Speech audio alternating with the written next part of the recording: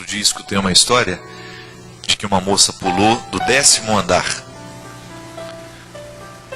Uma experiência de suicídio, né?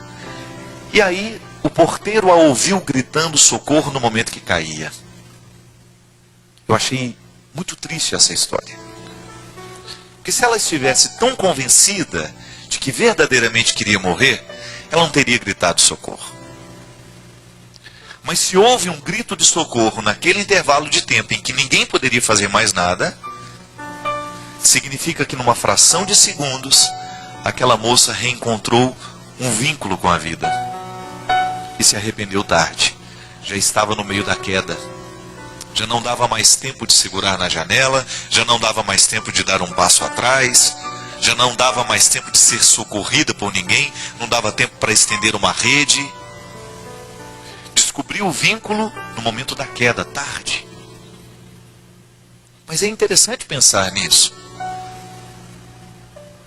O vínculo que faltava para aquela moça, o motivo que a fez pular da janela, se desvaneceu ali no meio do caminho. E de repente ela percebeu que estava fazendo uma bobagem. Tudo isso, minha gente, numa fração de segundos. Cuidado que a gente precisa ter é a gente nunca colocar os pés na janela para pular. Porque às vezes a gente se antecipa, achando que a nossa vida está ruim demais. Às vezes nós nos antecipamos com o sofrimento.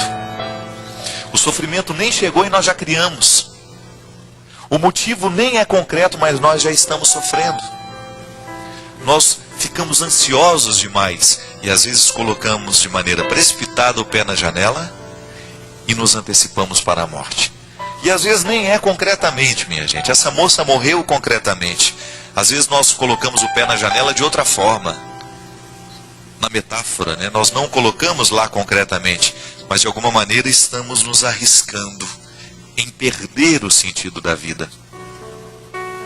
É muito fácil retomar o sentido da vida, mas perder é mais fácil ainda. Sabe por quê? Porque os estímulos que estão do nosso lado, geralmente, incitam a perda do sentido da vida. É lamentável como as estruturas do mundo estão cada vez mais frias, calculistas, apressadas, desumanas. E no meio desse estardalhaço todo, dessa confusão toda, é um trabalho danado a gente manter firme a vontade de viver. A gente manter firme dentro de nós, vivo dentro de nós, o vínculo com a vida. Alguma coisa precisa me prender nessa vida. Alguma coisa precisa me fazer levantar todos os dias de manhã e enfrentar o que eu tiver que enfrentar. Às vezes é um filho que a gente tem, às vezes é um amigo que a gente tem, às vezes é uma responsabilidade afetiva que a gente tem, às vezes é um trabalho, às vezes é um projeto de sonho, de mestrado, de doutorado, de faculdade. Alguma coisa nós precisamos ter para reacender todos os dias os nossos sonhos.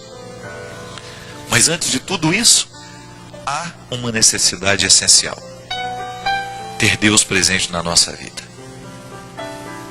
Ter um Deus que nos motiva a querer ser melhor. Ter um Deus que nos incentiva a querer a vida. Uma florzinha na janela que a gente não perde de vista, que Deus nos oferece todos os dias. Às vezes nós somos muito ingratos.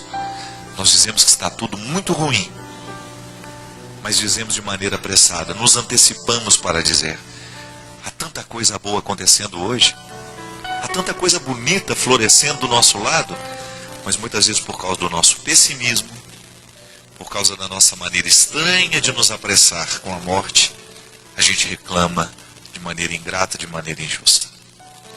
Vamos abrir as portas da nossa casa para que coisas boas possam entrar. Abra as portas da sua mente, purifica a sua mente, para de prestar atenção nos problemas. Comece a construir soluções.